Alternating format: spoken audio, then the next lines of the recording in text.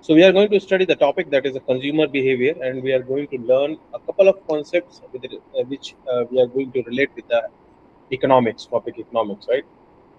So when we are going to study the consumer behavior, right? So how the consumer behaviors are changing uh, with respect to purchasing power, with respect to defining the price, how the prices are going to define, how the prices are defined for a particular goods or services, right? The first concept we need to understand is utility. So what do you mean by utility? So the first question, anybody can just give a definition or what you are understanding with utility.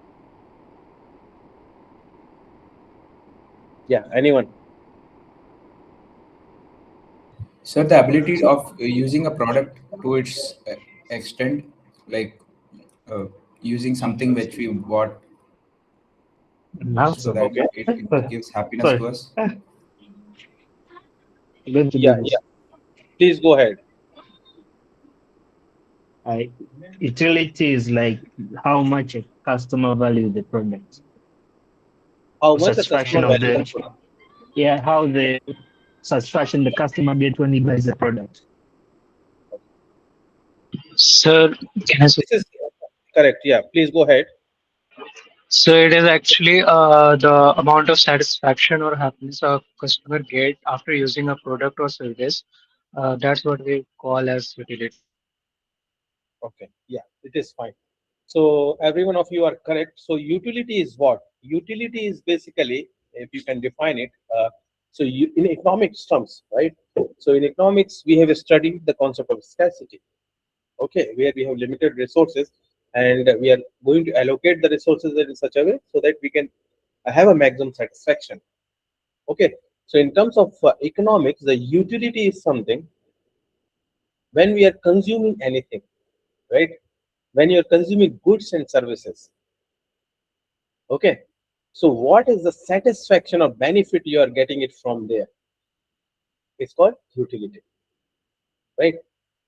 So it's, you can say, power of commodity. How the commodity, how powerful the commodity it is, so that it can give you a maximum satisfaction or some benefit you are gaining from consuming that commodity. Okay, so this is how we define a utility. Now I'll give you an example. Suppose if you are a vegetarian. Okay, so if you are a vegetarian, so in that particular case, if a person is a vegetarian, in that case, the non-veg products, right, don't have any satisfaction or utility for him, right? So similarly, it's a vice versa. If it is a non-vegetarian person, so for a veg product, he don't have any utility. Okay, so this is how the concept of utility comes. So now coming to the concept of utility, first I will write what is utility. Utility is basically, you can say, I'll explain you here the concept of the utility. Okay, so concept of utility helps us, where it is helping us, helps us to understand, helps us to understand what it helps us to understand. It helps us to understand the consumer demand theory. Consumer demand theory. All right. Now, what do you mean by consumer demand theory? So, what is the meaning of consumer demand theory? A consumer demand theory is, it tells you how people make choice, how people make choice about choice for what, right? How people make choice for what, about what to buy, about what to buy, right? Based on the satisfaction level. So how people make choice about what to buy based on their satisfaction level. Okay, so based on the satisfaction they get from buying that goods or services, right? So this is basically your consumer demand theory, right? So I think you will go to the lectures from Professor Ashwin. So he explained this concept in the depth. I'm not going to cover. I'm just giving you a basic understanding of the concept, right? Now, concept of utility, if we are going to assume in terms of economists, right? How economists are going to understand the concept of utility. Okay, so if you are an economist,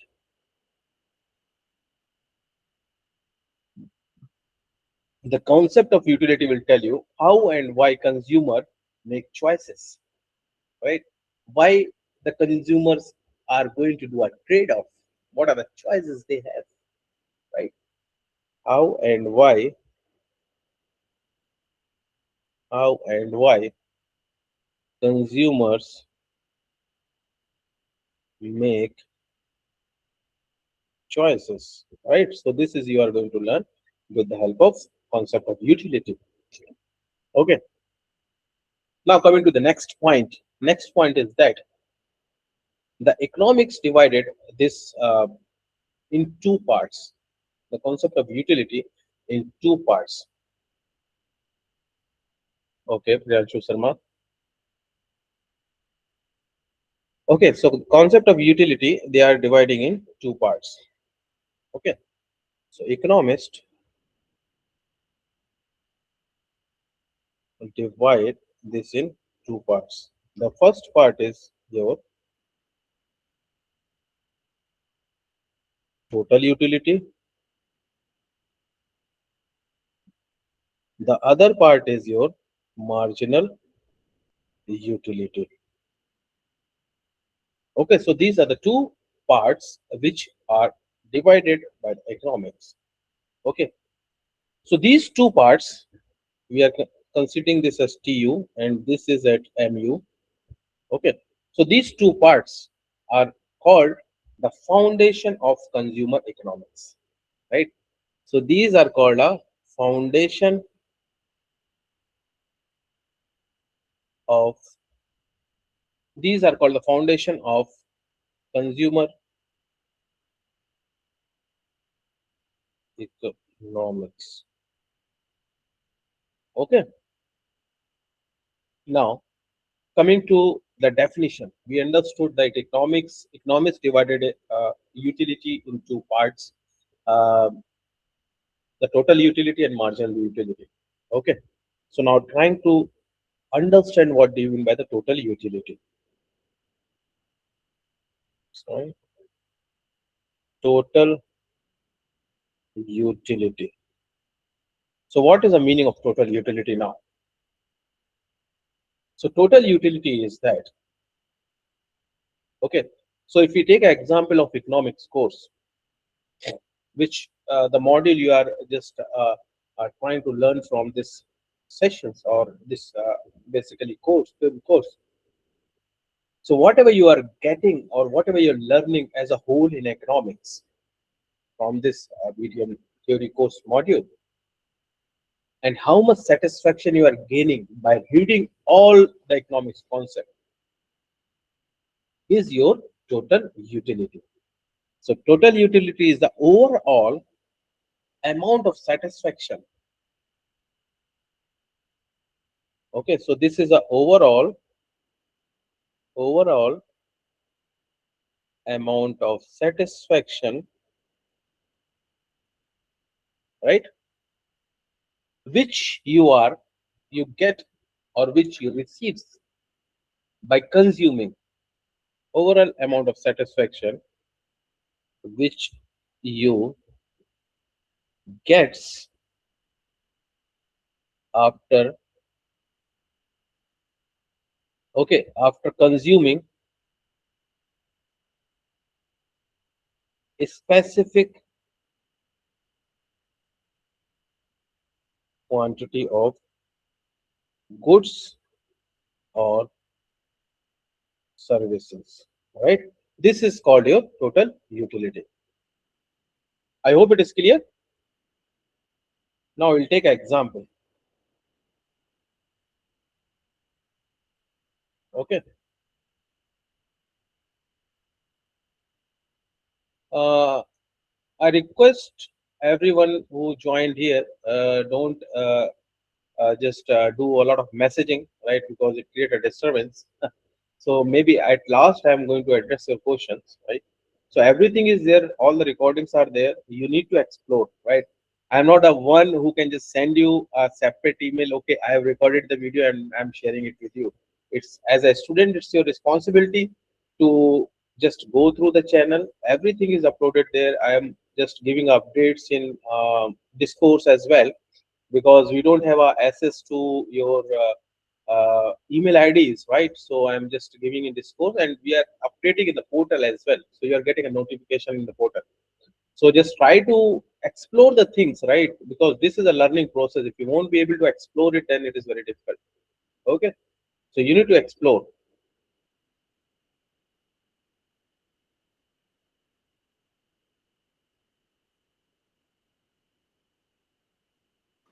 Just give me 1 minute.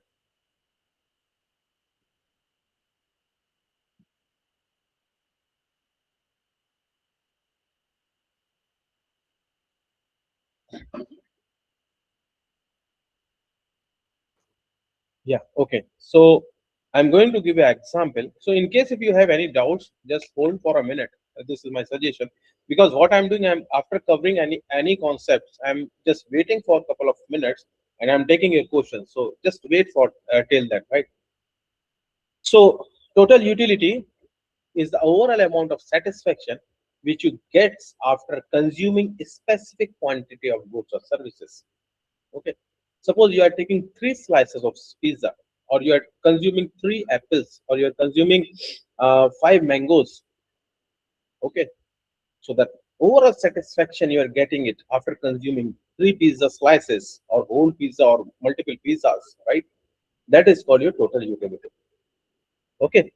So total happiness. This is a total happiness. Total happiness. Why total happiness, and from where it is coming? Total happiness coming after consuming or eating 3 slices of pizza, or you can say total happiness you are getting after studying, after uh, after going through, or after learning module 1 of BDM theory course, right? So this is your total utility. Now coming to the second concept, that is the marginal utility. Okay, so this is a marginal utility. What do you understand by the marginal utility? Now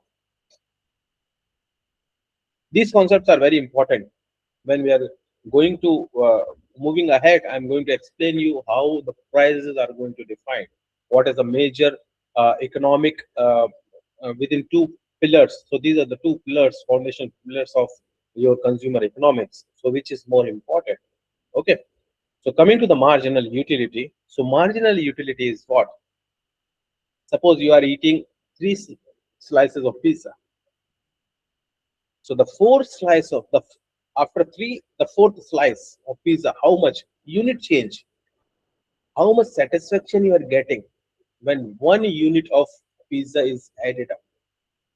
That is called a marginal utility. So this is the additional satisfaction. Okay. So additional satisfaction you are getting by eating or by consuming as 1 more unit of pizza, or 1 more unit of goods or services. Okay. So I'll give you one example. So this example is related to insurance company. Okay. So what insurance companies are doing, they are having a normal package. Normal package is something like a general package they are having for all. And apart from them, that they are having some add-ons, right? Add-ons on your insurance. So whatever the add-ons they are giving, right? So you won't be able to take all the add-ons. Suppose if they have 50 add-ons, it is not possible to take all the 50 add-ons, right? So what happens? You want to take unnecessary add-ons which are required for you. So in that sense, like if you are taking a normal plan, so when you are adding one add-ons, right, in your insurance policy, so that satisfaction you are getting with one add-ons is something like a marginal utility. Okay, so this is what insurance is, what a services, right? So in utility, we are not discussing only about the goods; we are discussing about the services as well. Okay, so these are the two outcome of your production, goods and services, right? So the marginal utility, if you can say, it's additional satisfaction. Additional satisfaction from where? From consuming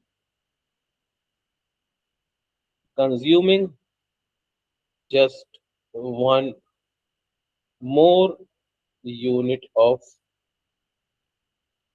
that good or services. Fine. So here we can take example.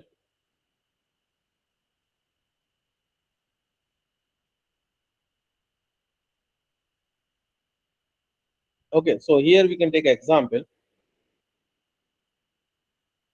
So in economics, so here you are studying whole module of economics, right? So in economics, suppose you have studied different topics. So these are the different topics you have studied in economics, right? So you have studied opportunity cost, but when you are going to the next week lab session where the cost analysis is coming, so how much satisfaction you are getting when studying the additional unit of economics study course, that is a cost analysis, is called a marginal utility. Okay. So here also, if you are consuming 3 slices of pizza, so the satisfaction gained from third, only third slice, right? Only third slice of pizza alone is called marginal utility. We are not combining, we are not taking a overall satisfaction. We are considering a satisfaction of only third slice. You have already taken 2 slices. When you are just going to take third slice, what satisfaction you are getting it from there is called marginal utility. Okay, it is clear up to this. It is clear to all. Sir, Just yeah, please go ahead. like n plus one product. Can we say that, sir? Or satisfaction Yeah, only that gains? I'm going to come about it, right? When I'm going to derive the mathematical expression, right? So mathematical expression is something. It's a change of your utility. So change of utility is what? N and n plus one. That is a change, right? Got it? Yes, sir. Yeah. So that is something like comes under the mathematical definition of utility. Okay. So now I'm going to discuss about the law of marginal utility. So here I have taken one very good example. I'll just explain you with a very good example. So most of the books or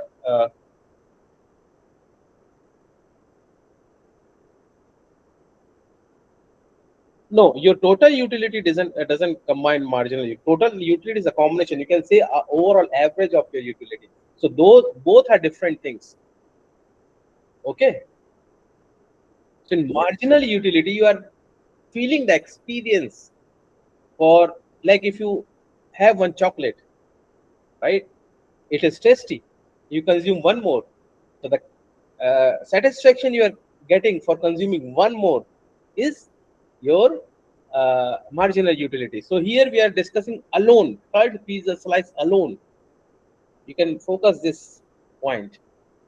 Experience or satisfaction you are gaining from third pizza slice alone. You don't bother about anything, right? So that is called a marginal utility.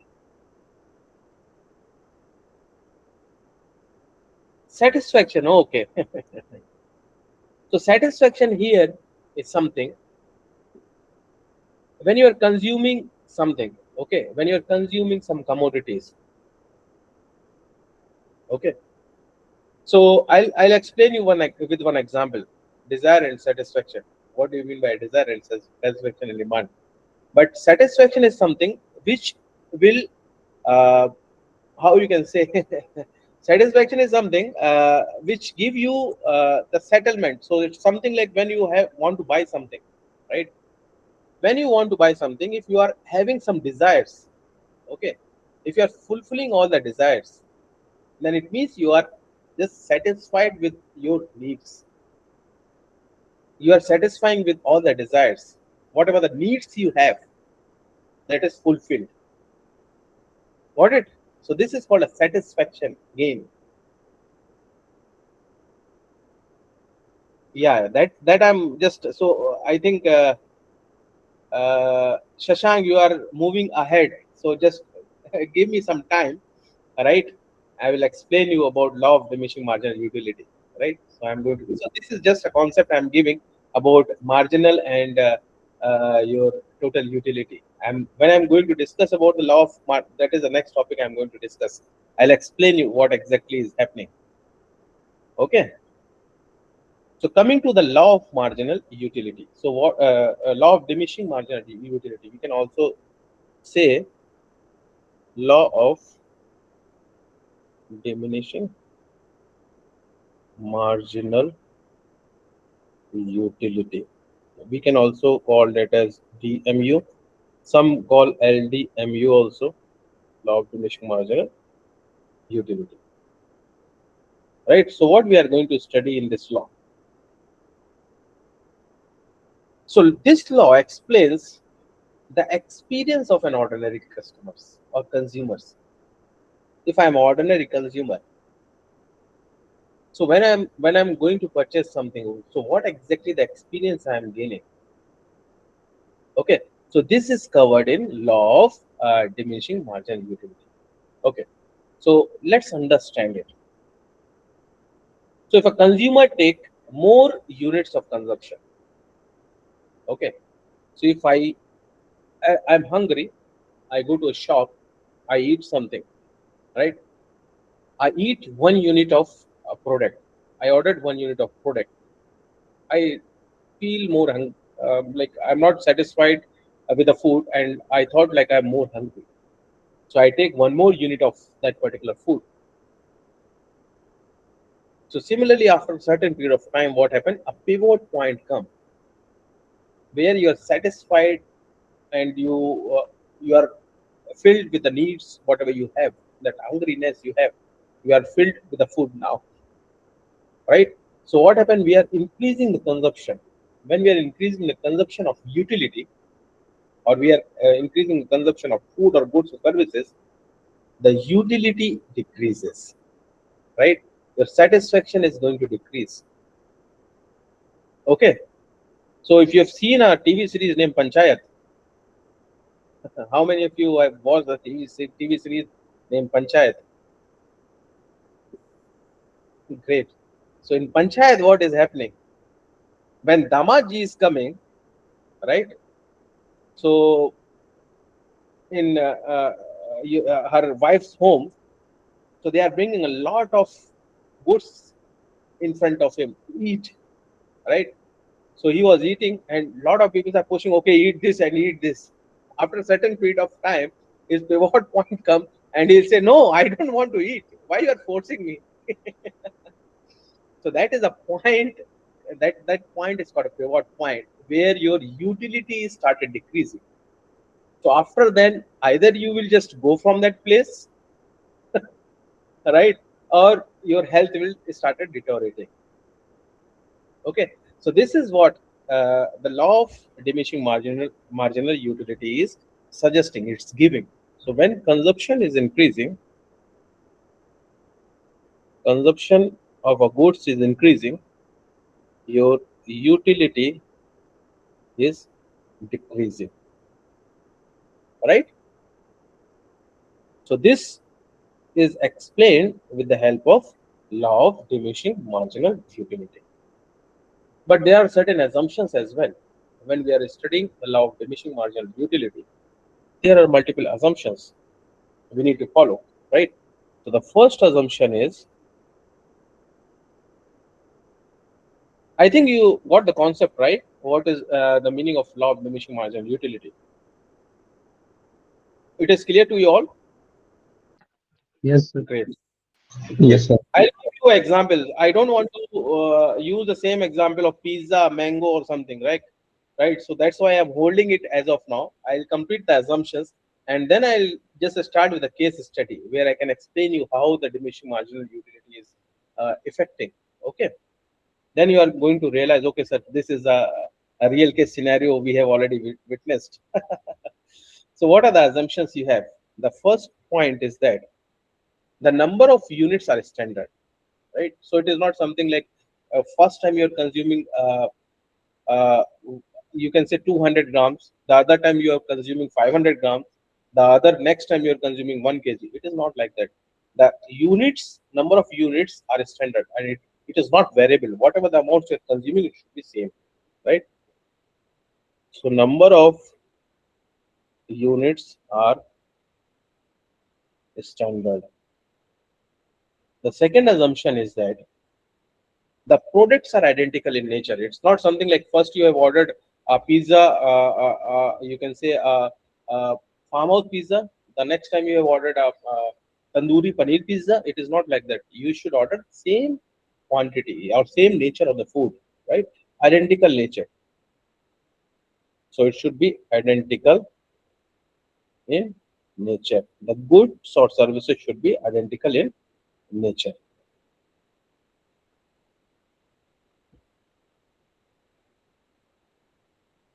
Identical in nature. Third point is the process of consumptions without any time gap, right? So you don't get a time to reset yourself. You need to consume with the ongoing process, right? Without gap. So your consumption process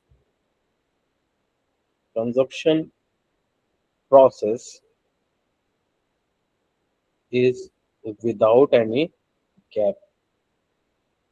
Fourth assumption is the taste, right, habit are same during the consumption period, right? It is not something like when you're consuming, right, you are not in your normal medical condition, right? So it should be your taste, your customer, right, or you can say a consumer taste, right, habits are same during consumptions, right?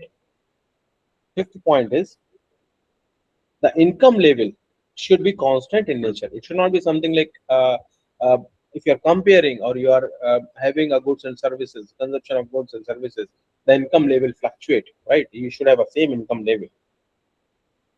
Income level should be constant, right?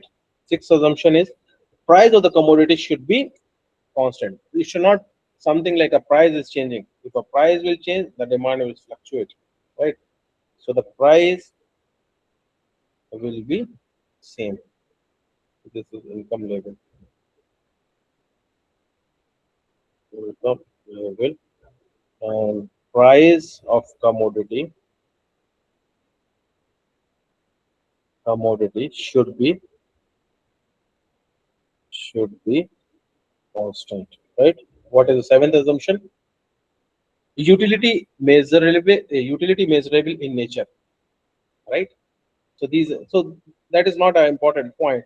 So these are the major points which you need to focus when you are applying the law of diminishing margin utility, right? Now, now try to understand the concept with the help of one case study. What the case study is? The case study is something. The crisis happens in aviation industry. Okay, so this is a case which explain you the law of diminishing marginal utility. Okay, so what exactly happens here? So this is you can say aviation price management. Aviation price management. Okay, so this case study will focus on the passenger psychology and customer lifetime value, right? With the help of law of diminishing marginal utility. Okay, so with the help of DMU, let us understand the customer psychology,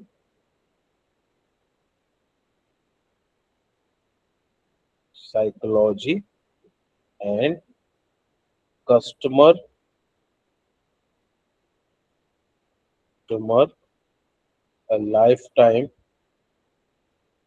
value, right?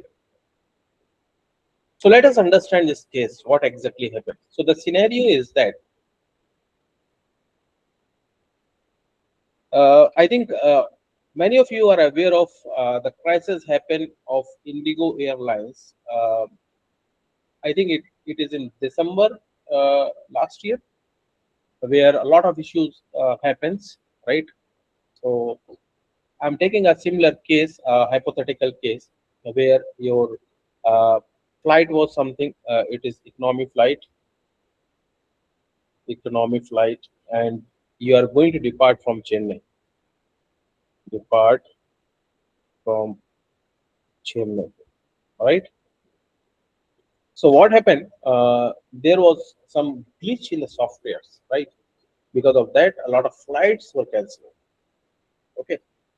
So now the passengers who are on the boarding gate, and waiting for flight, waiting for flight. Okay. So you reach the boarding gate, and now you are waiting for a flight. So what happens? The flight got delayed. Okay.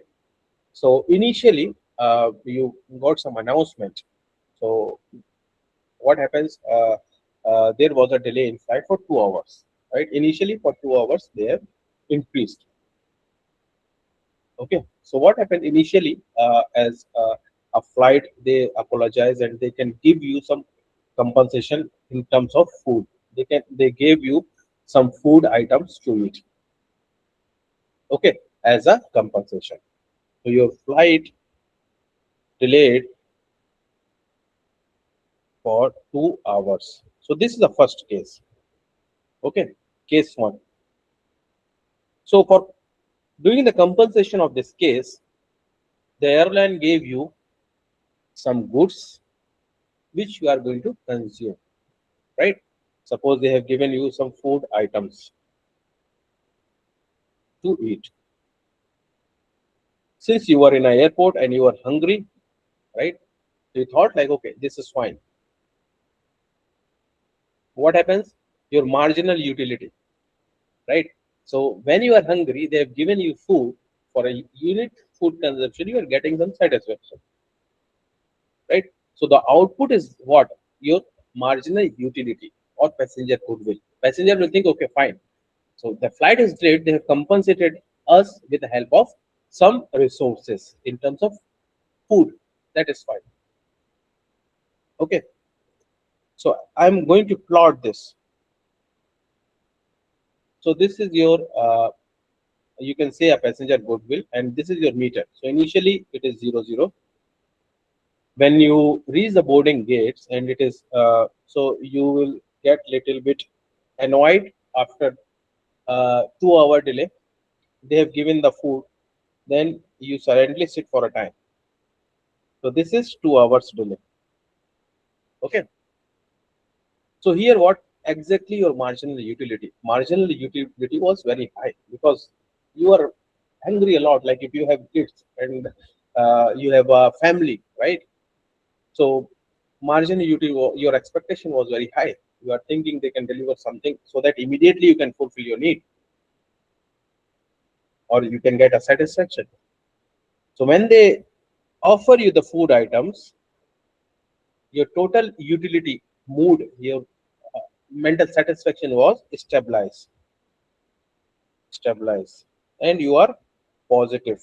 You are taking things positive up to this point, and you are satisfied. Your status is satisfied, right? Still, you have some goodwill for the airlines.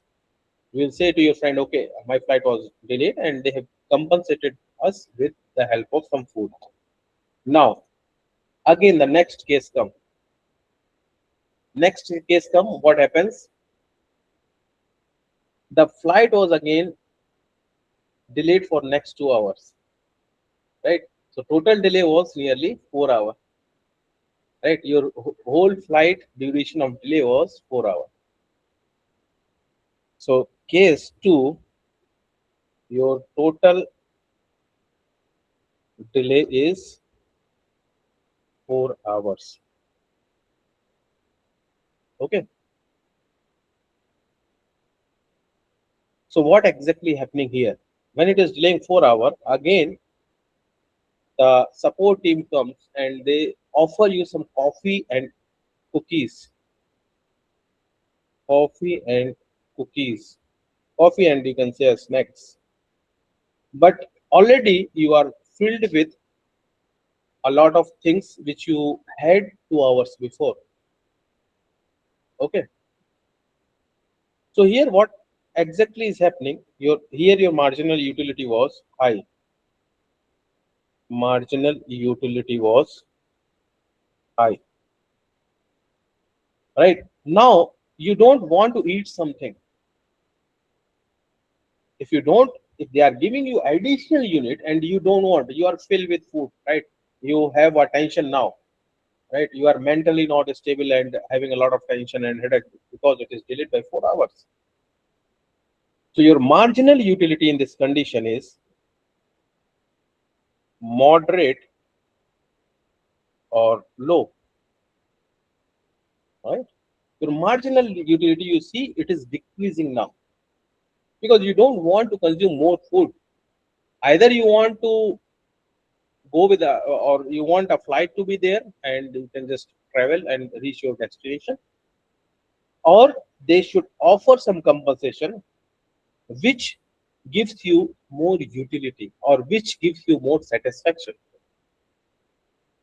In food, the same satisfaction you're not getting because you already had a food. Okay, so your hunger was resolved. Now you are tired, right?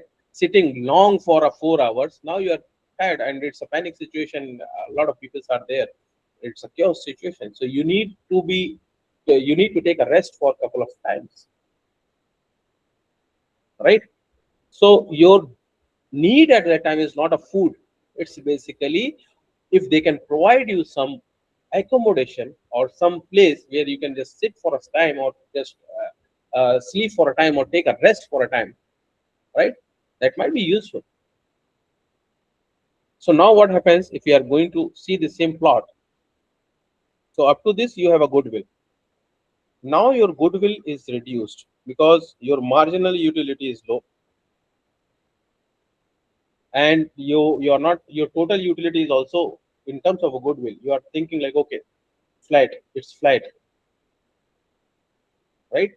Your mood is something like you are upset now. You don't want any food or anything else. You want flight to become and you need to reach the destination. Okay, so now your goodwill is reduced because the flight is delayed by 4 hours and they didn't provide you sufficient compensation, right? So it is decreasing and it is coming towards zero. and it is becoming constant. If they can offer you the same food, it is becoming constant. So this is 2 hour lines, and this is your 4 hour.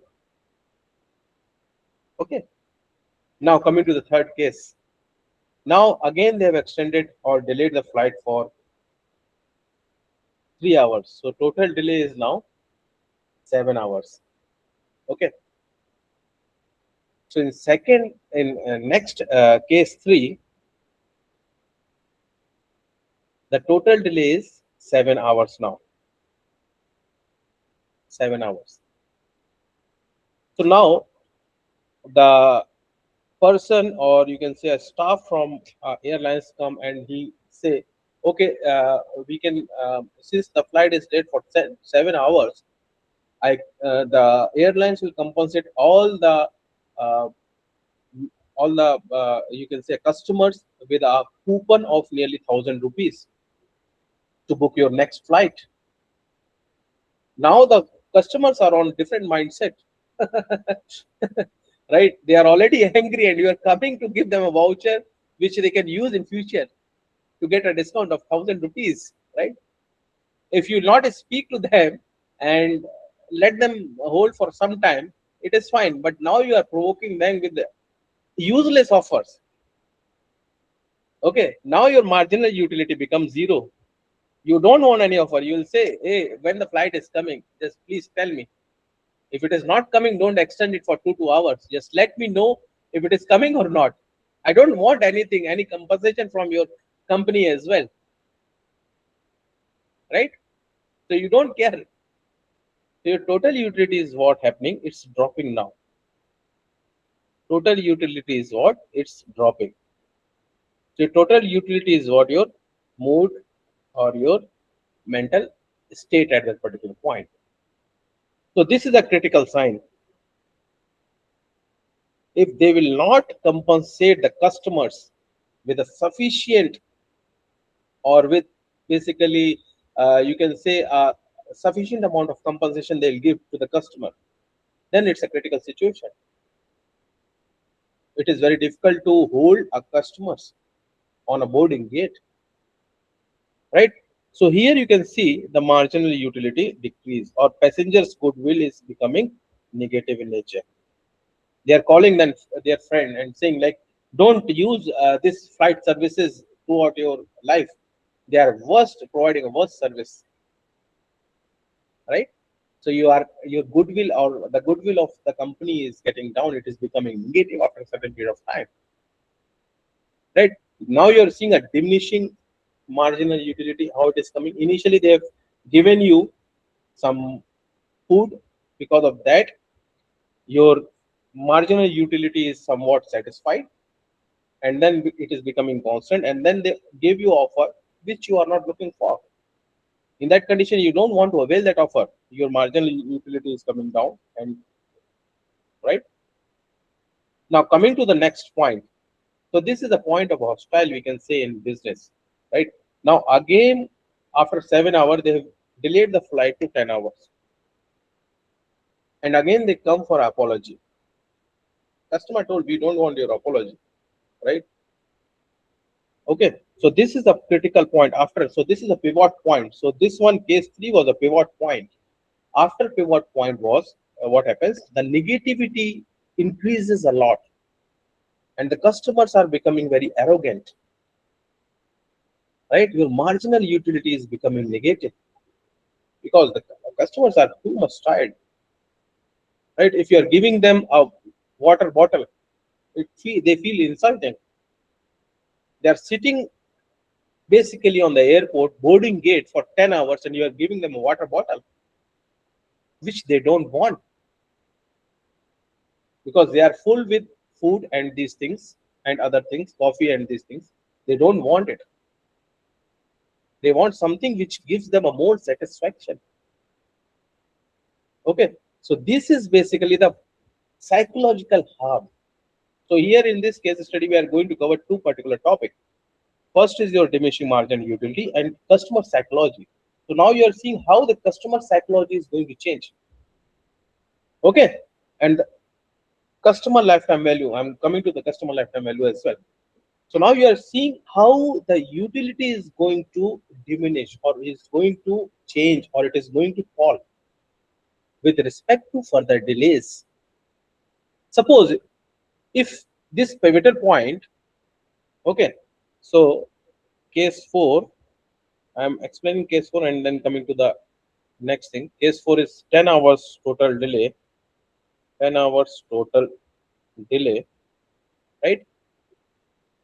So here, what exactly your marginal utility is coming out to be negative, and your total utility, that is your total mental state, is becoming hostile, or you are too much angry at that particular time, right? Now coming to the next point, the complete collapse cycle. Now we'll see how the collapse happens. You have multiple opportunities to solve this problem, right? So let us understand one by one. So this is your plot. Okay. So this is your goodwill. So this is passenger's goodwill, right? Okay. It is changing from positive to negative. You can say this is 0. This side is positive and this side is negative. Okay.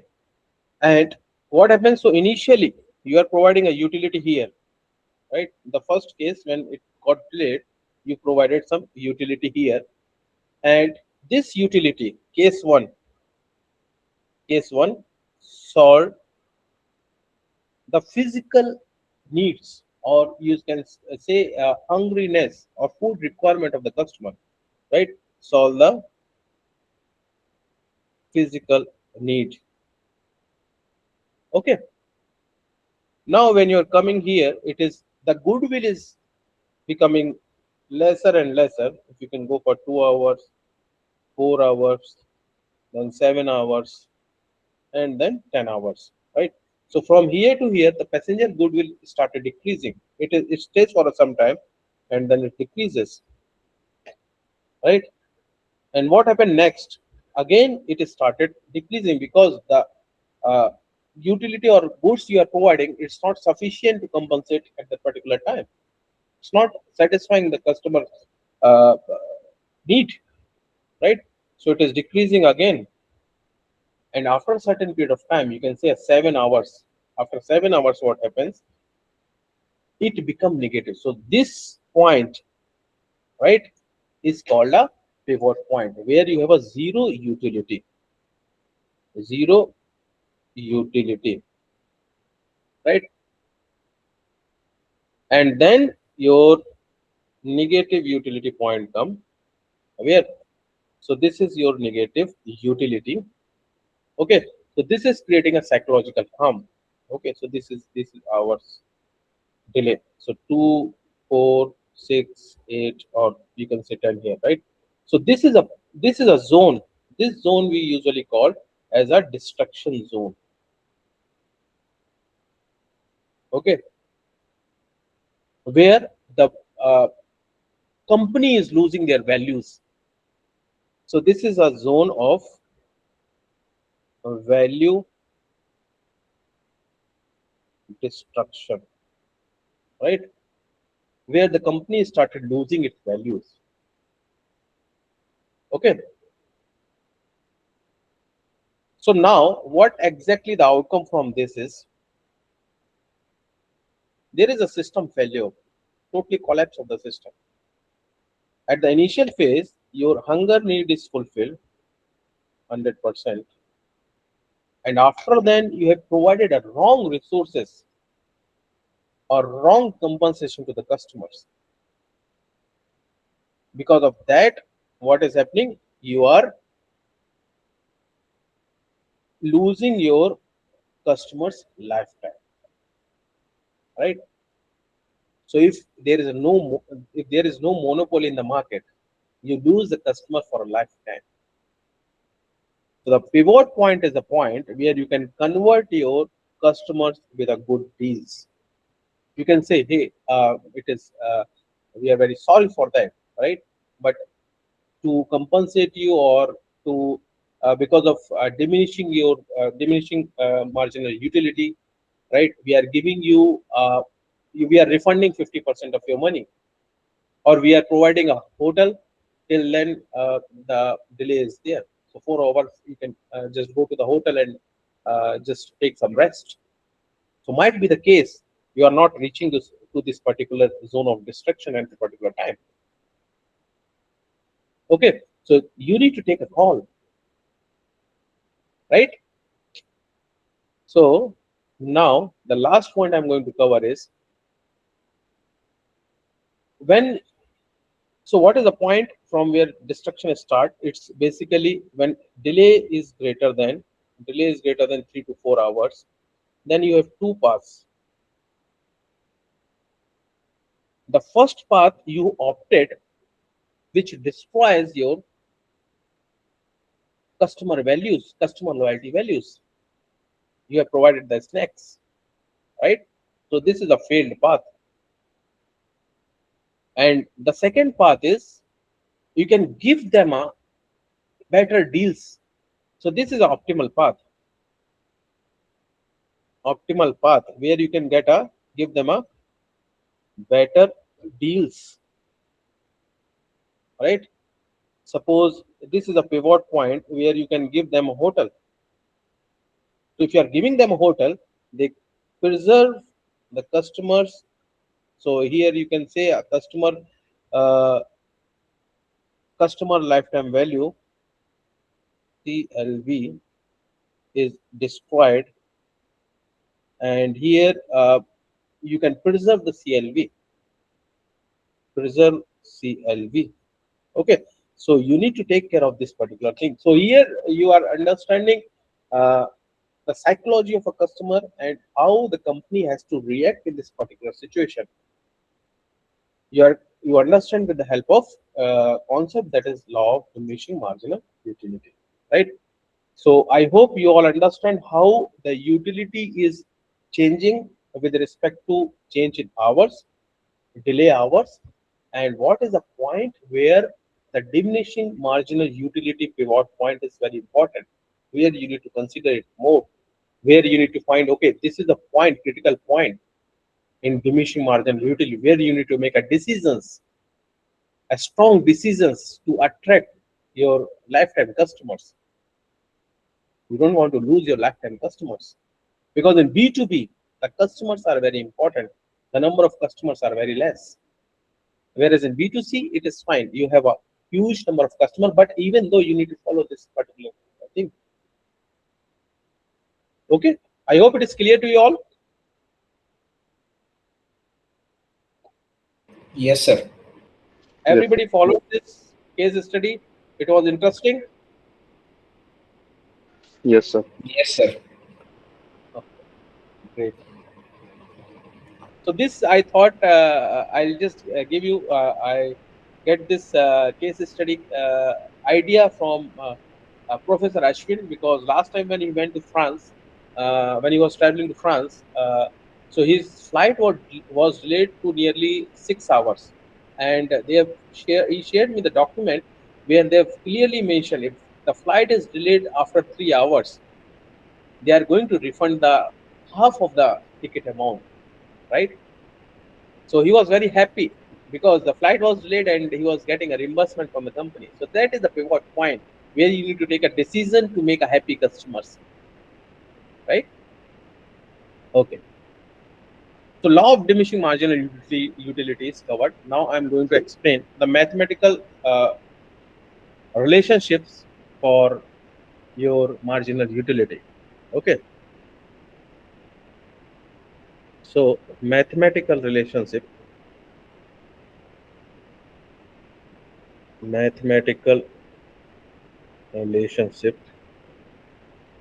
right? In mathematical relationship, what exactly is happening? Marginal utility is defined as change in the total utility, change in total, sorry, change in total utility divided by change in quantity. Change in quantity.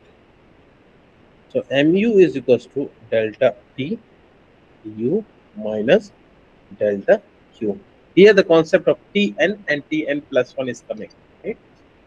So this is basically your, you can say, total utility Tn plus 1 minus Tn divided by delta Q.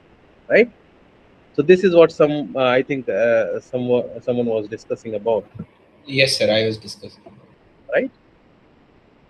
So this is your marginal utility. Now, can I? So before this, can I summarize that case study for you all? That airline case study. Yes, sir. Okay. Yes, sir. It Yes, will sir. give Yes. you idea, right? So I just basically compile. So what are the goods consumed? Goods consumed in airline case study was airline compensation and apologies. Airline compensation and apologies. Right. So these are the goods which they are offering to you, offering to the customers. Right. So what is your utility? What is your satisfaction? Right. So it's basically what they are getting a satisfaction is basically passengers or customers goodwill or satisfaction based on goods provided. Okay. So now I'm making a table which will help you out to summarize the case. So I can write a unit compensation,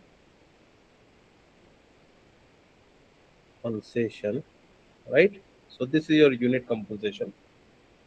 This is your situation, right? This is your marginal utility, okay? And this is your total utility. So your total utility here is your mental health or your mood, right? And this marginal utility here is your passenger goodwill, which you are losing if you are not doing a suitable compensation, right? So this is a loss you are getting it here. So the first case is that in the first case we have provided initial meal as a compensation. Situation was 2 hours delay. Okay. So they have provided, in this situation they have provided initial meal, that is food and water. Food plus water. Now your marginal utility is high. You will call your friend immediately and say, hey, the flight is very good, yeah. The flight was delayed for 2 hours and they have provided us initial meal, food and water. But after certain, so you are stabilized now, stabilized and positive, right? Now after 2 hours, your friend call and ask you about the status of your flight, right? So your mood was nearly moderate, your utility was moderate with respect to airlines, or it is low also, and you are saying like, hey, they have given the food and water, but the flight is again delayed for 2 more hours, right? So total delay is 4 hours. Okay. And they have given here the coffee plus something else, you can say a cookies or something, some other material, right? So what is your total utility here? Total utility is that, like, you don't want to comment on anything. You said okay, it is fine. Up to this it is fine. So your mental stage is, previously it was positive, now it is coming to flat. You don't want to comment on anything, right? Third point is that they offer you the future rupees 1000 booking discount open, right? So now it is delayed for nearly 7 hours. This is a situation, and they have given you a, you don't want this. Now your utility is becoming zero, marginal utility. You are saying you don't care about the future. First, let me know when the flight will come, right? So you say I'm not focusing about your future thing, right? So you don't doesn't care about future, right? Negative. Dropping, yeah. Fourth point, when your friend call and ask like what happened, man, your flight is not coming, it is nearly 10-hour delays, then you will say him, hey, don't book any flights in future from this particular airline.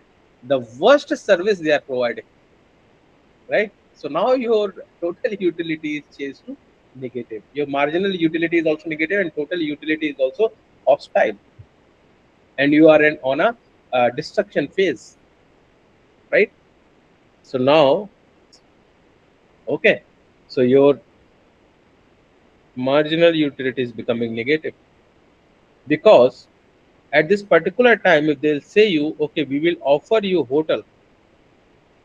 hotel accommodation, and next day flight we are going to give you. So might be this negative will change to some positive, or it become to zero, right? But at this particular situation, when you are just giving apologies after 10 hours of delay, the customer will not bother about it. So they are hostile in nature, right? So this is whole case you are understanding from whole case conclusion, right? Where you are seeing how the marginal utility is going to be changed: high, low, moderate, zero, and then it is coming out to be negative. Okay, I hope it is fine. So this table will give you understanding when you are referring in future, right? To the video. Now I'm going to come with a very interesting topic. So this is something like called you can consider a short or a short cover of a topic that is called uh, consumer economics. I'm not going to cover in detail because I need to cover a lot of things. So I'm going to cover the next topic that is related to supply and demand. Up to this, if anybody is having a doubt, please ask or feel free to ask me, because I'm going to start a new topic that is supply and demand.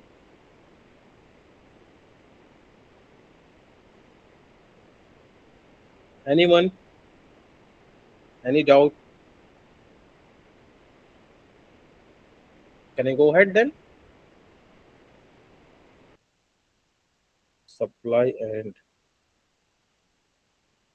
demand. Okay. So are you following the things right? It is not something like you are not following, because I am getting a doubt if you are not asking anything. Yes, sir, it's Whether clear. it is, You yeah. are leaving no doubts, sir, actually. Okay, no problem. Okay, so this is a very interesting topic. I'm bringing one paradox, and that paradox is something is very interesting. So before studying the supply and demand, let us understand water diamond paradox, right? Water diamond paradox. How many of you have listened the name of this who are from the background of economics? I think a couple of students are there who have a background of economics. I'm not sure they joined the meeting today or not. Yeah, good luck.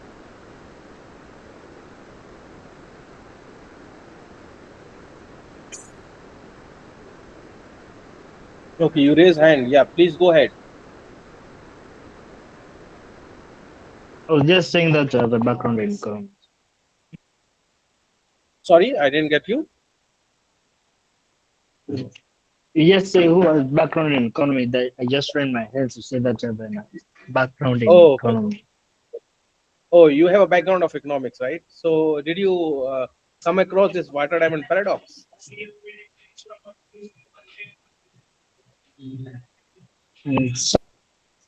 Somehow. Fine. Okay, no problem. So water diamond paradox is also called a paradox of value. So this is very important. Why? Because from here we are going to understand how the prices are going to define for commodities, right? How the economists are going to decide the prices, right? This will give you a concept of price. Okay, so this is also called as a paradox of value. Paradox of value. Okay, so what is the paradox of value means? We are studying a water diamond paradox and paradox of value. What it means? So the paradox of value means, or what exactly is originating from the paradox of value. So paradox of value gave birth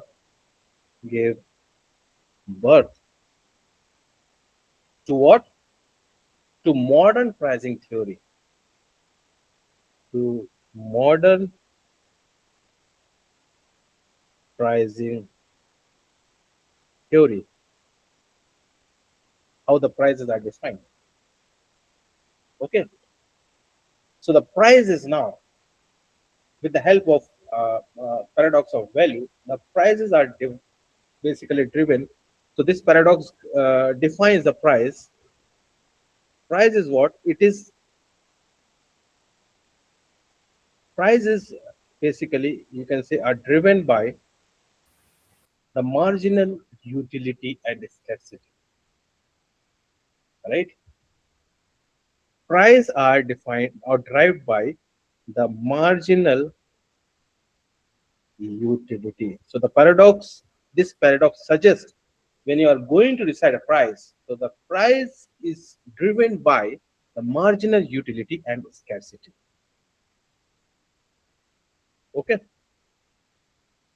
not with the help of total utility. You won't be able to decide the price based on total utility. You are going to decide the price based on marginal utility, not by total satisfaction or total usefulness, right? So this is a point where it is not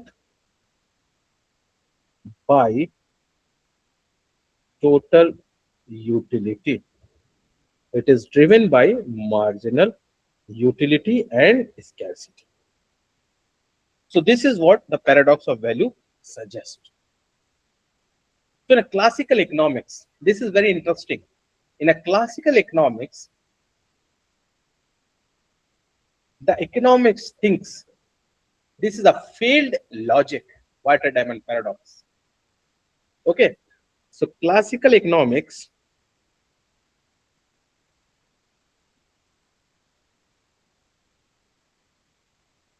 it was a puzzle. This water diamond paradox was a puzzle. Why it highlights? Okay, it highlights what it highlights. It highlights the disconnect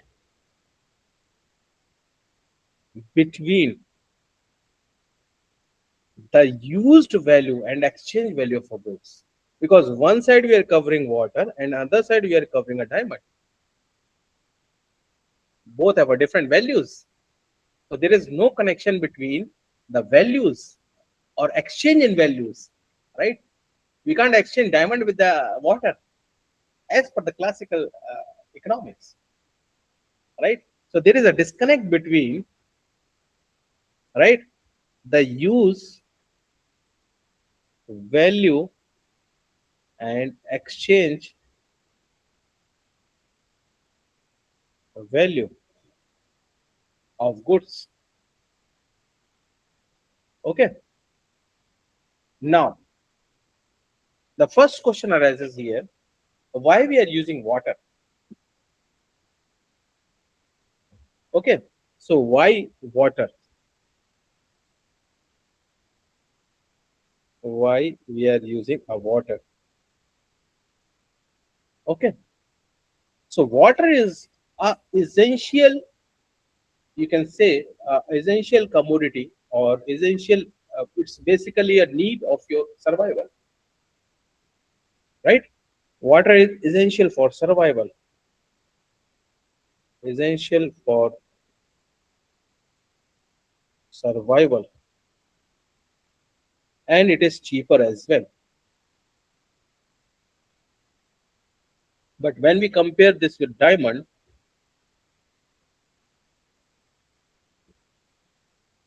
so diamond is what? Diamond is essential or non-essential? Non-essentials.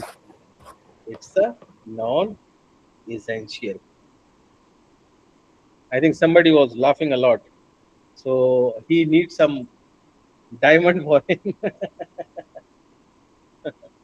and it is too expensive.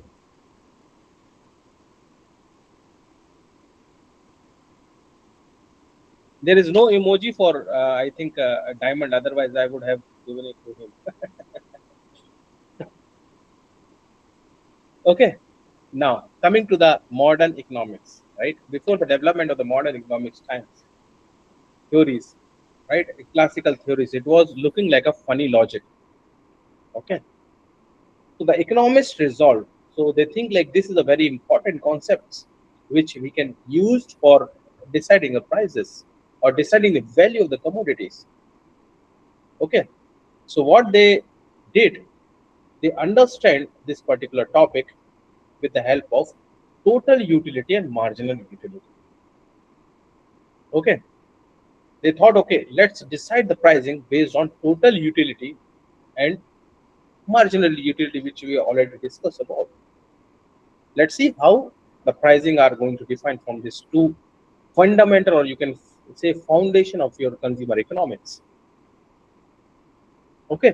So now what happens if we consider the water?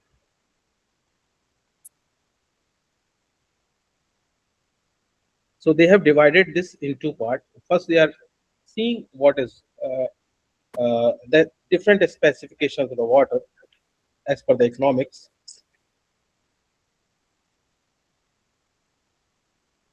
So here they put water, here they put a diamond, right? So now they did the analysis. Somebody has unmuted himself. So they find first thing, water is high total utility. Sir, could you please mute him, sir? I'm not sure who is. Sir, Mayank Agrawal. Mayank Agrawal.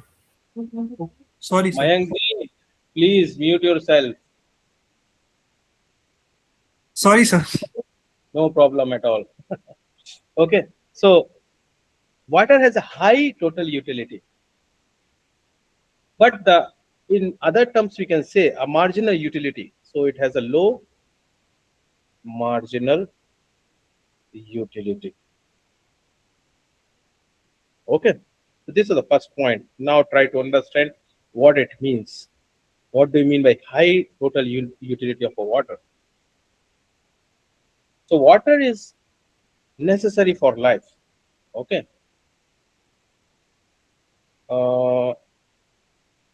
Okay, what I will do, I'll just remove this one as of now because it will be easy for me to explain this. So I'm covering this total utility. So total utility, if you can see, for a water is high because without water you won't be able to survive. The first thing, for survival you need a water, right? So if you want to survive, you need a water. It means the utility is high. Total utility is high. It doesn't matter if you consume a water on a frequent hourly basis or half hourly basis, half hour, right? Within 30 minutes you want to consume a water, or within 1 hour you want to consume a water, you need a water. But at least you are expecting a water intake to be like in a day, if you are to consume 1.5 liter of water, it means your total utility for water is 1.5 per day. That 1.5 you can split in different parts. But you need, this is a requirement for your survival. Since water is necessity for life, total utility is immense. You can't be able to ignore it, right? So this is need for survival. So for overall on a day, you need to water to survive. Okay. So without water, you can't survive. So utility is immense. Right. Now coming to the marginal utility.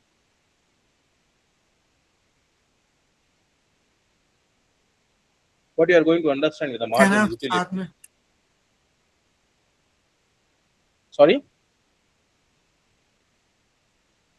So water is available in abundance, right?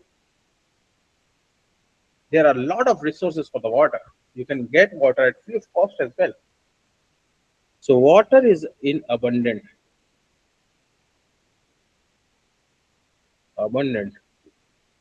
right?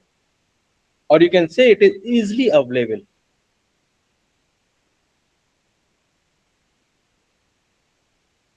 right?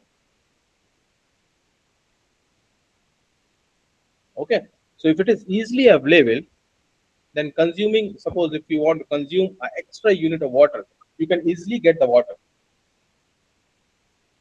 somewhere without prices as well. If you go to some places and you can ask for the water, they will give you water. So it is easily available. Okay. So satisfaction gain, whatever the satisfaction you are gaining it from here, for the last cup or the cost of acquiring one extra cup of unit is very low because it is very easily available. You don't have to put any effort to get a unit of a water, an extra glass unit of a water. Okay. So in economics now, the prices, whatever the prices you are going to determine, are based on marginal unit, not on a total supply. Right? So here you can see the supply is unlimited, but the prices are very low. Right? So you have to decide the prices in economics.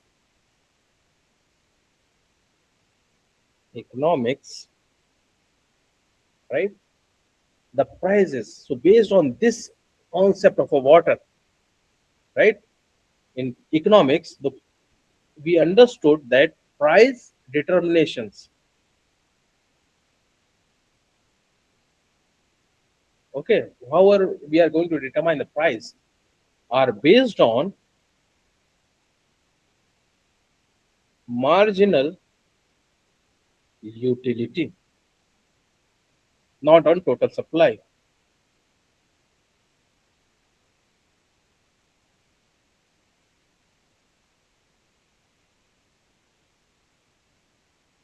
Okay. So if you are seeing, there is a you can see a supply chain breaks. So what happens? Every unit is important to you, and the rates. If the you can see an example of gasolines, right, or gas cylinders.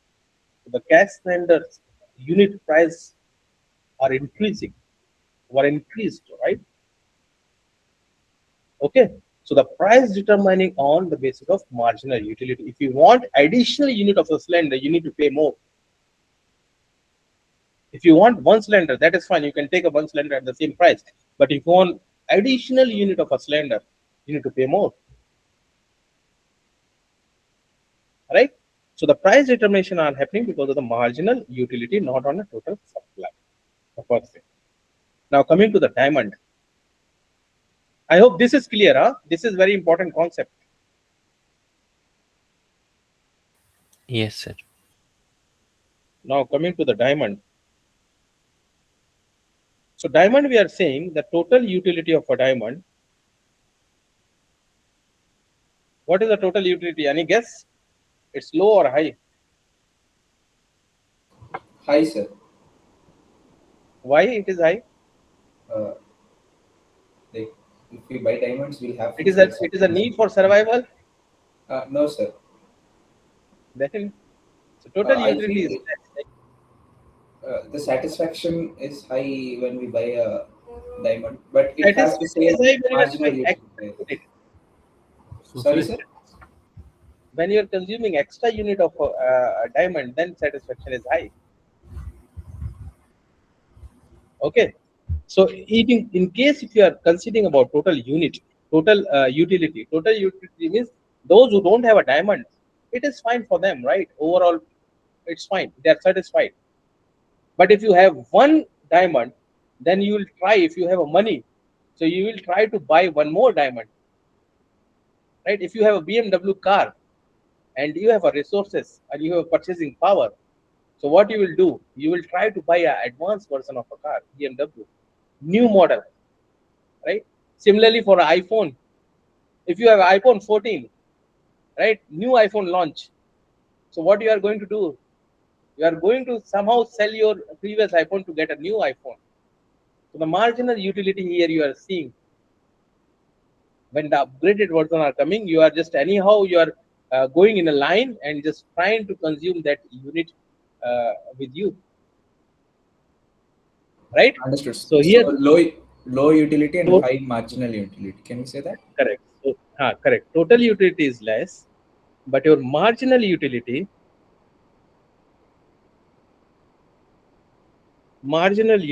is high. Okay. So what total utility means here? Total utility means here is, since it's a luxury ornament. Okay. So little functional use compared to water. If you are comparing this with water, right? So water is something which need for a survival. But if you are learning a water diamond paradox, so in both the comparison, it is not a part of your survival. If you don't have a diamond, right, then it is fine. But if you don't have a water, then it is difficult for survival. So it has a little functional use compared to water. Now coming to the marginal utility. Marginal utility. So diamonds are very rare. Diamonds are what? It is rare. Okay. So satisfaction you are gaining when you are owing extra unit of diamond, right? It is very high. Okay. Because it's a luxury product. You are not using it on a daily basis, right? You are going to use it on some occasions or some functions, right? That is why we have written here little functional uses, because you're not using it or you're not consuming it on a daily basis. It will not give you a satisfaction. You are not going to your office after seeing your diamond and becoming happy. Okay, I have a diamond. It is not like the case. But when you are going for a function, right, you need to wear, so it will give you a satisfaction. Okay, I am having this much diamonds. Where you need to showcase to other people's, right?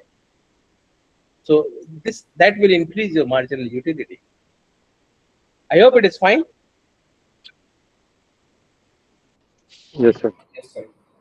So when there is supply chain breakage or restriction in a supply chain, and this is something like we are not producing on a bulk. This is very rare products, and we don't have. It is not readily available, or you can say easily available product, diamonds, right? So when there is a restriction in the supply, so in that case, the marginal unit price is high. Okay, so when there is a supply restriction, so what exactly is happening here? We are having a supply restrictions. If you have a sufficient amount of money, then only you are going to purchase it, right? If you are going to consume it. So we have a supply restriction here. Because of this supply restriction, what happens? The marginal unit carries a high price tag. The marginal unit carries high price tag. Okay. So now I'm going to tabulate this whole scenario. I hope everybody understand the water diamond paradox now. So I'm going to compile this supply demand supply demand interaction. Okay. So the paradox, this paradox will give how interactions of supply and demand determine the price. How the supply, which is a water abundant in nature, defines the price, and how the diamond, which is rare in nature, based on the demand, the prices are going to define. So this paradox will help you to identify how interaction. So this is just a foundation of your supply and demand. I'm not teaching whole concept. So this is the fundamental understanding of supply and demand, right? How interactions of supply and demand, right, determines price, right? If I will tabulate it, so this is my goods.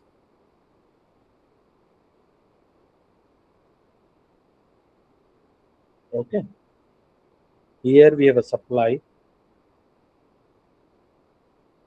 right?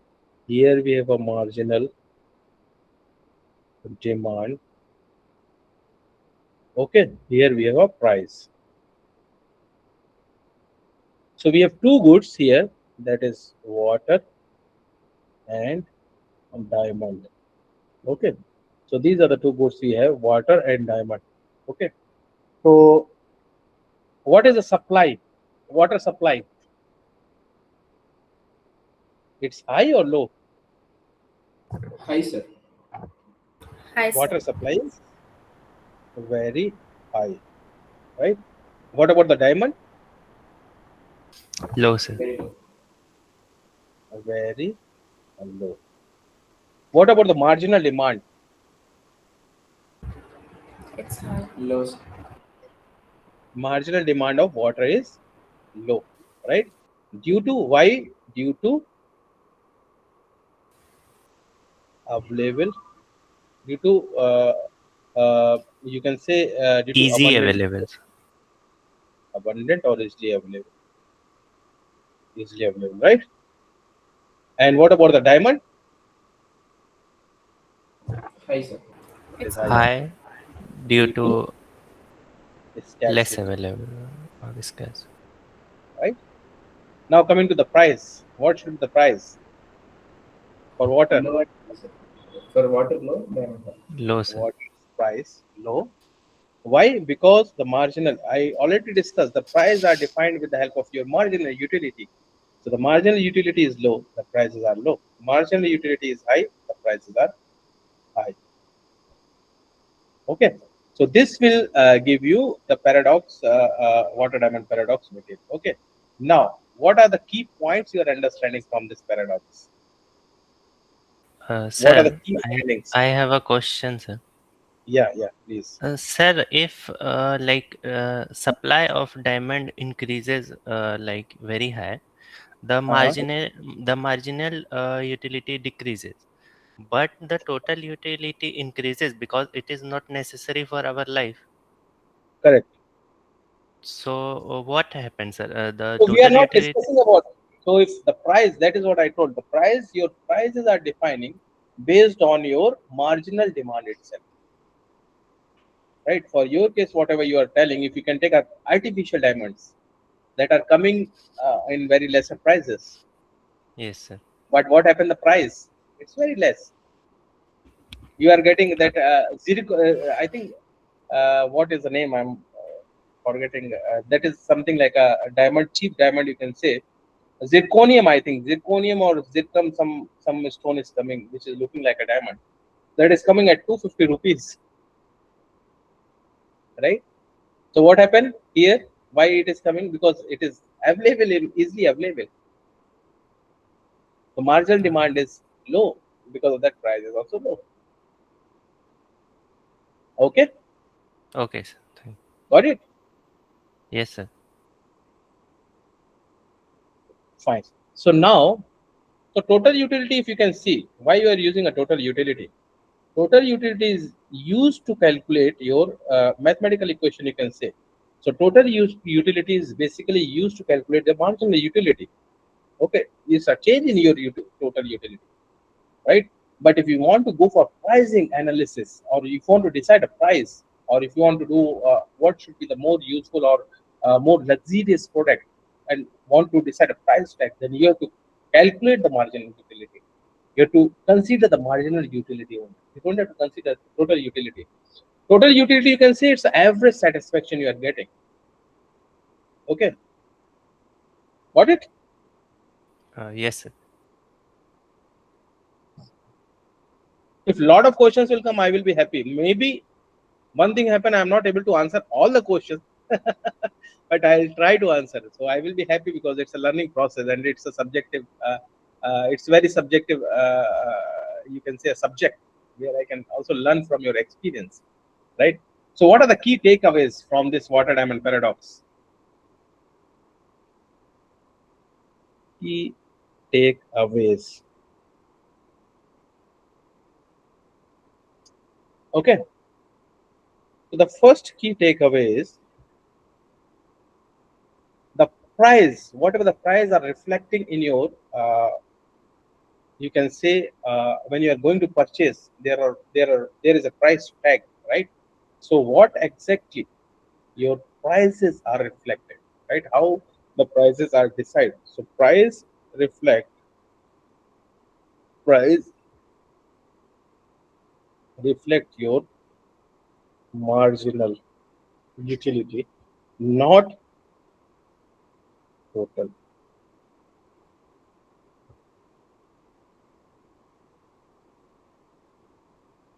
Right? This is the important one. So if you are going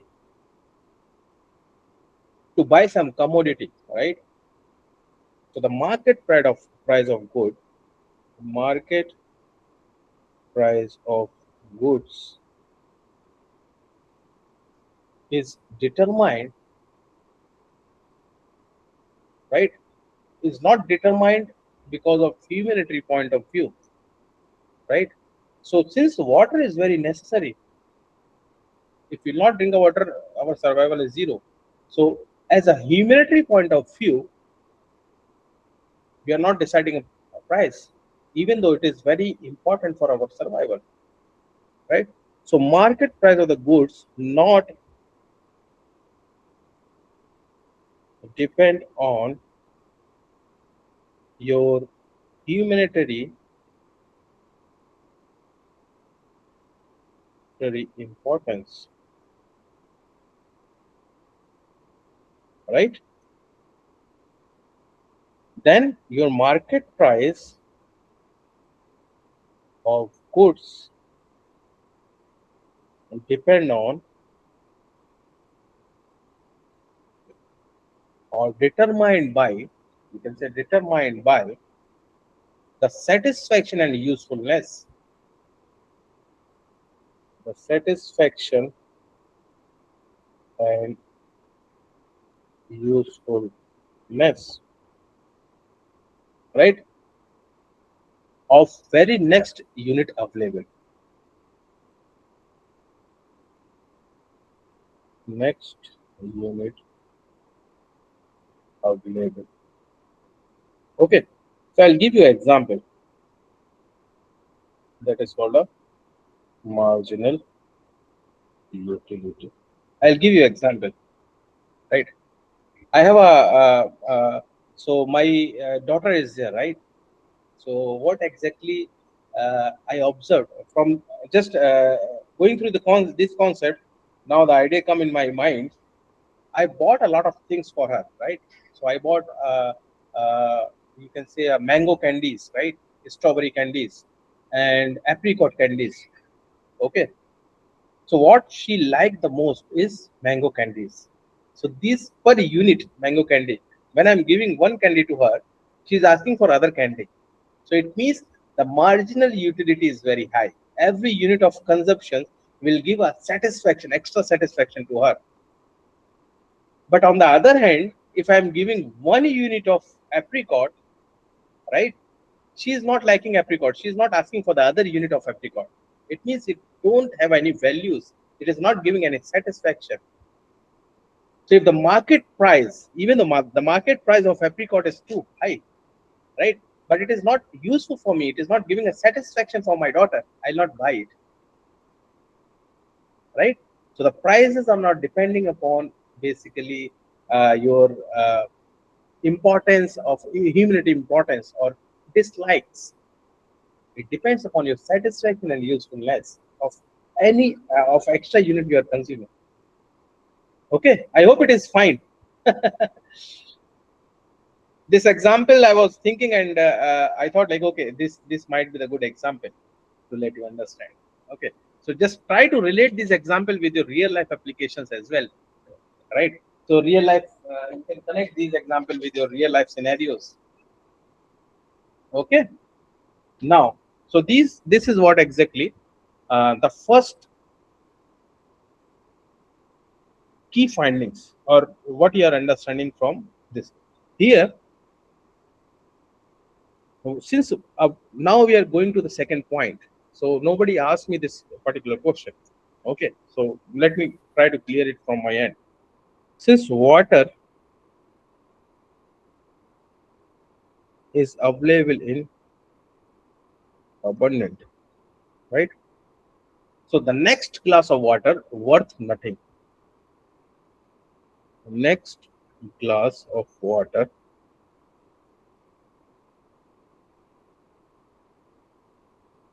worth nothing.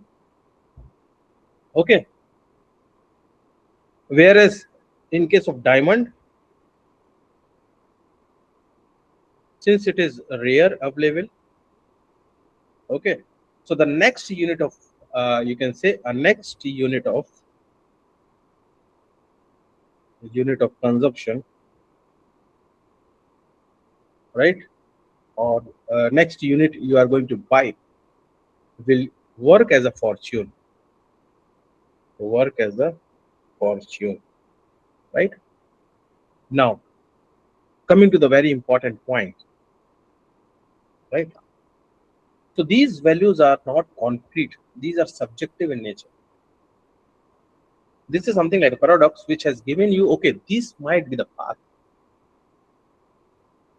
but there are some cases where you won't be able to follow this path, right, where the values are very subjective in nature, right, and the context depend. Okay, so the other point, value is subjective. So whatever maybe I taught here, it will be different in different scenarios, right? So if you can say value is subjective and context dependent, how it is? Suppose you are going to Thar Desert, okay, in Thar Desert your car stopped working and you are not able to see any villages nearly for 20 kilometers. So in that condition, what is valuable for you from the water diamond What paradox? water, sir. Of course, water. Correct? Now you are understanding the context, right? So value is subjective.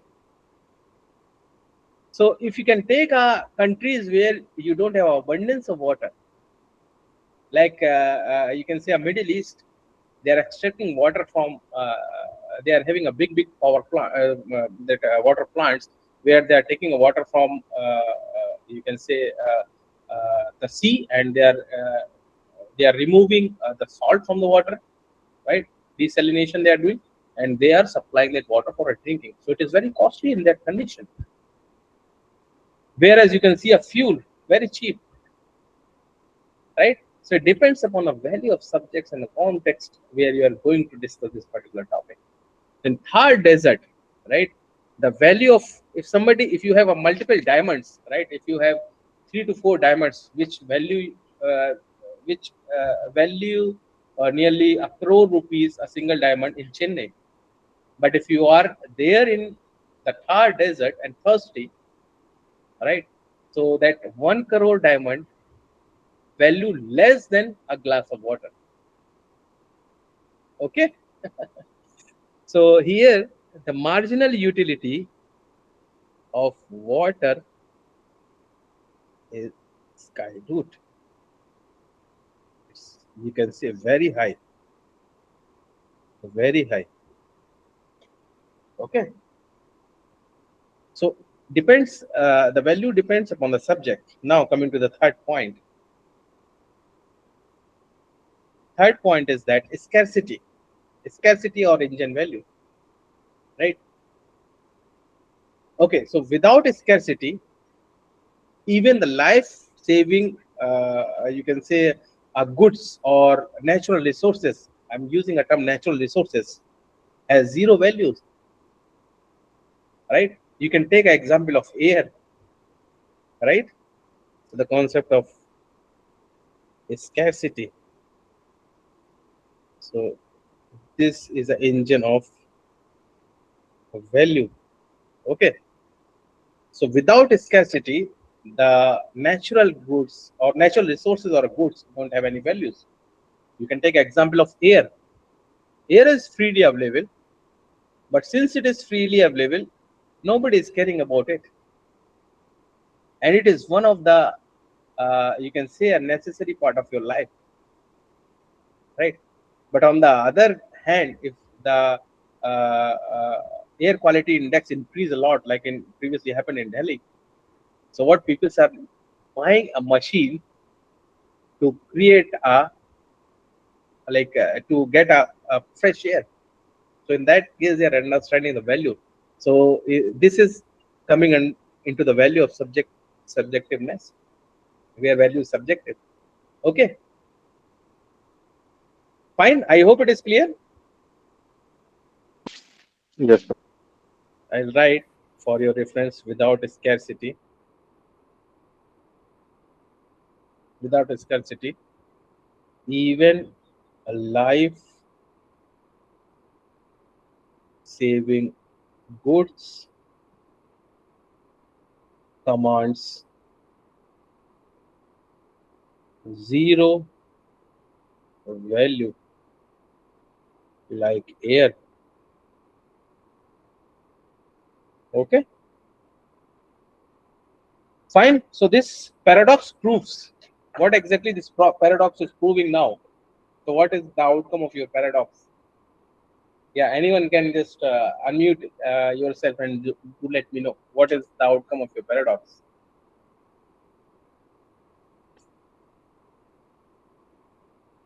Yeah, anyone? The value of the subject depends on the context and the scenario. The value is not fixed. It keeps on changing. It's a dynamic, basically. It depends on the perspective. It depends on the context. It depends on the situation. Yeah. Okay, great. Anyone else want to comment? If anyone, if no one want to comment, then I'll feel you won't be able to understand the concept. Because I am asking a simple question, what you are understanding from here. If you understand the concept, just do let me know what you understand. So, sir, Sir, when the availability is more than the price is less. If availability is less, then the price is more, like for marginal utility Okay, thing. great. You can come up and sir, speak, no problem. If you're wrong also, it is fine. am I No problem at all. Nobody is here to judge you. am I audible? Yeah, you're audible. What I understand is that price is not generalized. It's a specific, it's case to case basis. Uh, Not always depends on supply only. Uh, it's a matter of scarcity. Uh, so you cannot make out what could be the price of any item. It depends on the complete thing on supply and demand basis. Okay, great, great. Anyone else want to comment?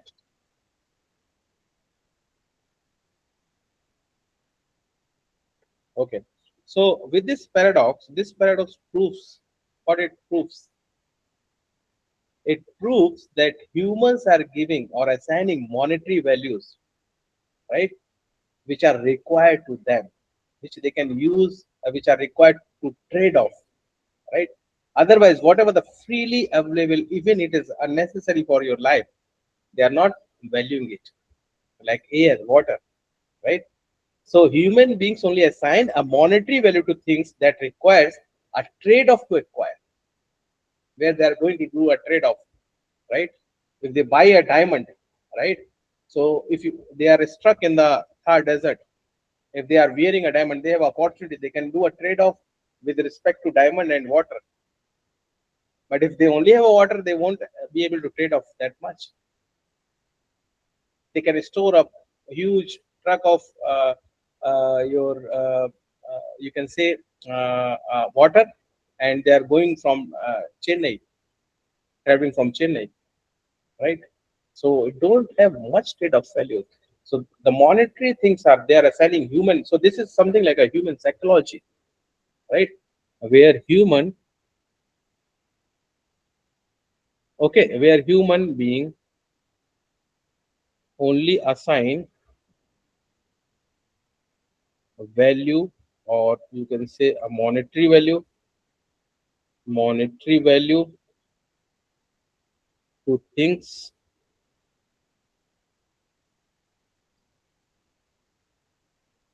that are required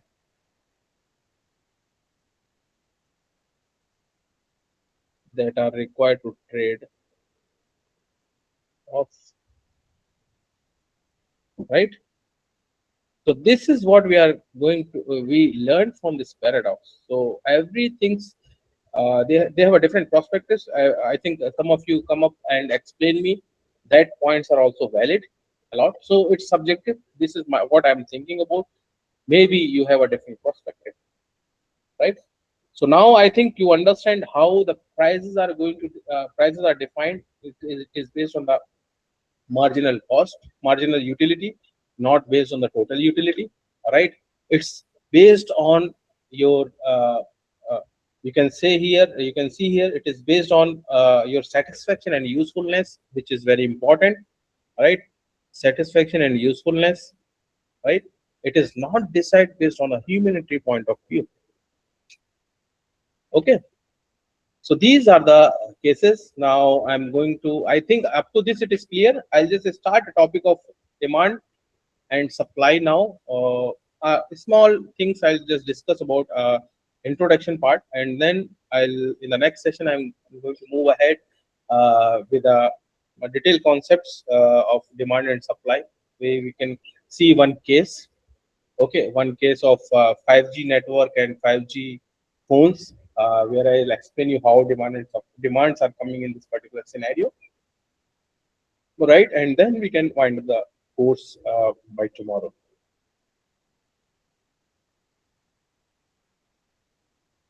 Sir, could you once go up, a bit up? I'm going to share it anyhow. I'm going to share this PDF. Yeah, fine, sir. Done, sir. I just wanted to read that like that, sir. I'll share. You can take your time. Done, sir. Yeah, you can continue. Okay. So now I am going to introduce a new concept that is called a demand and supply. So first we are going to understand what we mean by the demand, and then we are going to understand the supply point of view, right? So any guess what you are understanding from the term demand?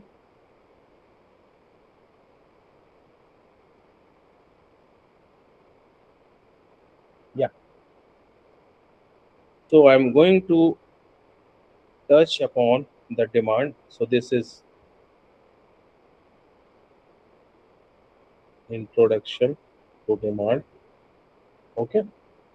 So first thing which comes in our mind is what is the meaning of demand?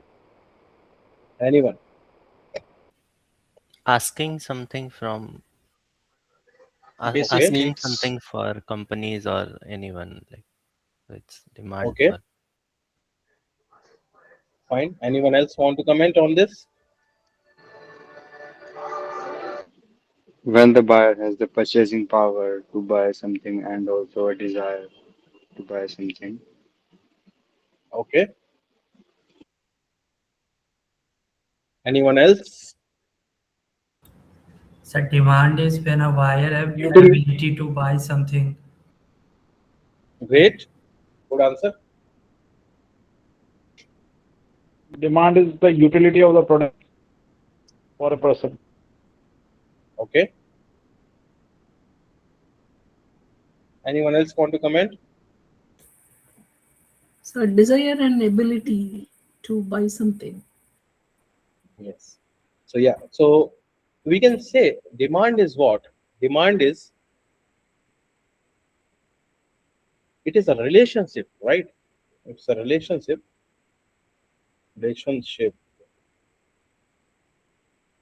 between your price and quantity demanded, right? So demand is not basically a term, it's a function, right? Now try to understand it in theoretical ways. If you have a desire to buy something, right? So if you want have a desire to buy, so how your desire is, you are going to fulfill the desire. Yeah, you let me know how you are going to fulfill your desire. Your Buy that ability thing. to Yeah, so if you have a desire to buy things, so first thing is that you have a ability to buy, you have a ability, so you can say it is driven by your purchasing power. Purchasing power is what? It's ability to buy and your willingness to buy. Sorry.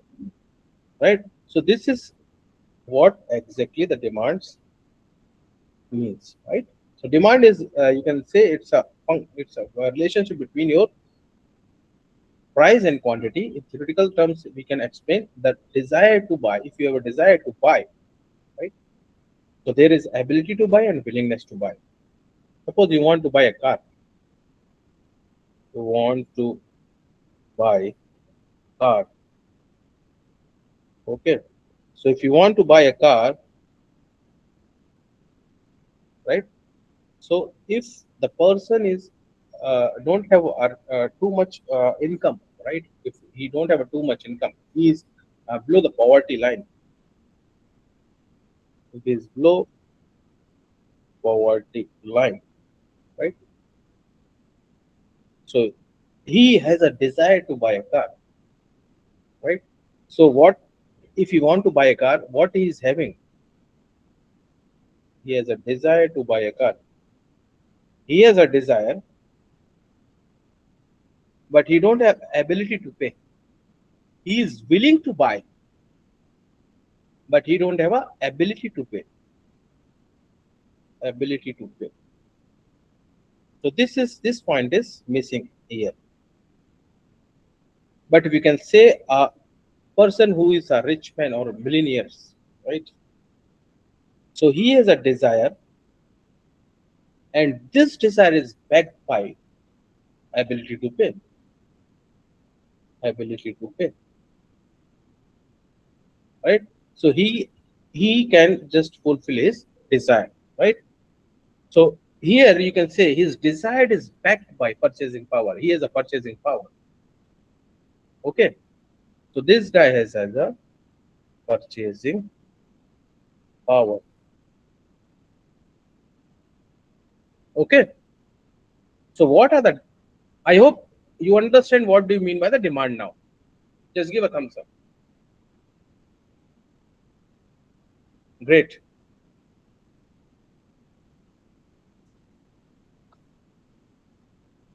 So in our school time also, we usually asked our parents, we want to buy a geared cycle, right? So at that time it was a desire, but we don't have a ability to pay at that particular time, right? But once we started earning, right? So we have a desire also. So what we are doing when we are getting a first salary, we are thinking, okay, this was our desire. Now we have the ability to pay. Now, whatever the demands we have on the backside, on our past, we are going to fulfill it because we have a purchasing power in our hand, right? Got it? So, what are the determinants of your demands? If you can assume, so your determinants of demands of demand. What are your determinants of demand? So the demand is basically, I told you, it's a relationship between your price and quantity demanded. Okay. So this in detail we are going to understand with the help of demand curve, right? I introduced the concept here itself, right? So demand is mainly depending upon the price of commodity, price of commodity, right? Or a product. Okay. So other determinants are what exactly the price of your substitutes of the product. If you don't have a willingness or you don't have a purchasing power of some a product, like if you can take a top brands, then what you are going to do? You are going to go for a substitute because it is available on a lesser price, right? So your price related to substitute, right?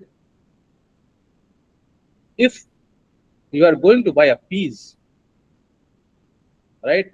And when you are in a, suppose you are in a mall or shopping store, right? There are multiple number of piece packets are there of different companies. Suppose this is A and B and C, and the quantities are same. So which product you are going to opt? You are going to opt the product which has a least price because you receive the substitute of the one which you are using, and that is available for the lesser price. So when you are, so as for the consumer behavior and consumer psychology, so you are always going towards the lesser price products if you are getting a substitute. But there are some products which don't have a substitute. At anyhow, you need to buy it. Okay, I'll cover this in the next classes, right? So the other determinant is your income of consumer. So if the income is increased, so suppose you are getting a hike in your salary, okay.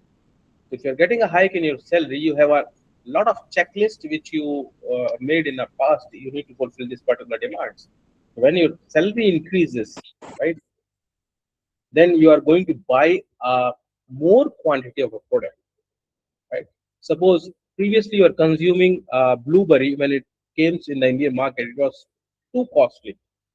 It was nearly 250 gram rupees for, you can say,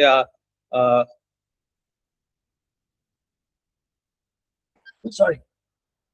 So the packet of 200 grams cost you nearly 500 or 600 rupees. It was very costly. But now, since the price is reduced because you have a lot of supplies, the first thing. The other thing is that if your income increases, now previously you are buying 200 grams for a month. Now you buy, since your income increases, you increase the quantity acquired, demanded quantity. You are purchasing now more. right? If the prices are same, you are purchasing more. So income of the consumer plays a crucial role in demands, right? The taste and a preference, of consumer, right? If you don't like a product, you will not buy it. The quantity demanded is very less. Like I've given an example of mango bites and your apricot, right? So taste and preferences contribute a lot.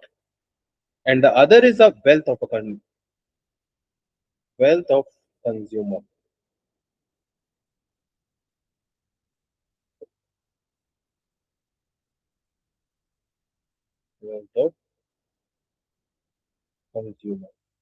So these are the different factors which affects the price or a demand function, right? So now the demand function is what here. So your demand function is, suppose, so demand of X is equals to, is a function of all these things. So this function contains all these things because changing these variables will change the demand, right? Is a function of, suppose it's Px, this is your Px, right? This is your Py, Pz, this is your Pa, and this is your Pb, right? So it's a function of Px, Py, Pz, Pa, and Pb, right? Okay. So this is your demand function looks like.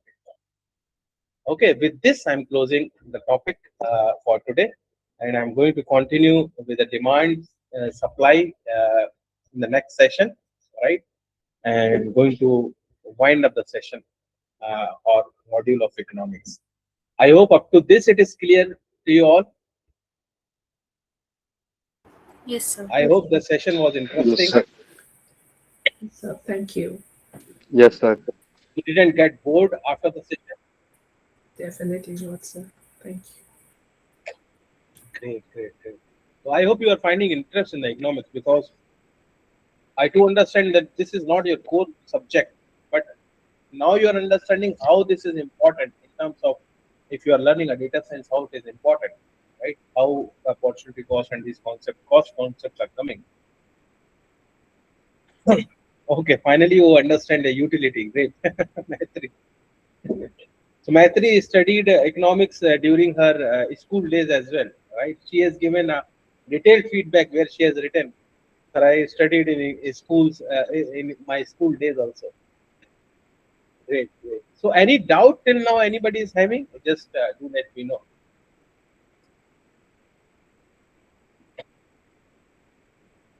I hope it is clear. Okay. So I think I'll understand economics over. Okay. Shashank, thanks. So with this next week, so this is something like a crash course of economics.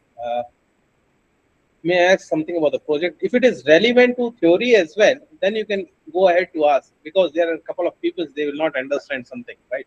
So you can go ahead. If it is related, then I'll just ask you to continue.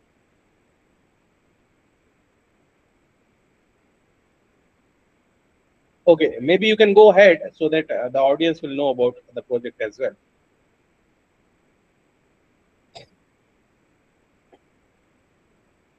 Yeah, Vivek, you want to ask something?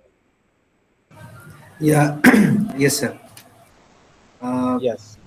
Actually, I took BDM this term, and sorry, BDM project this term, and as the part of the capstone project, I have chosen a local grocery shop in my area.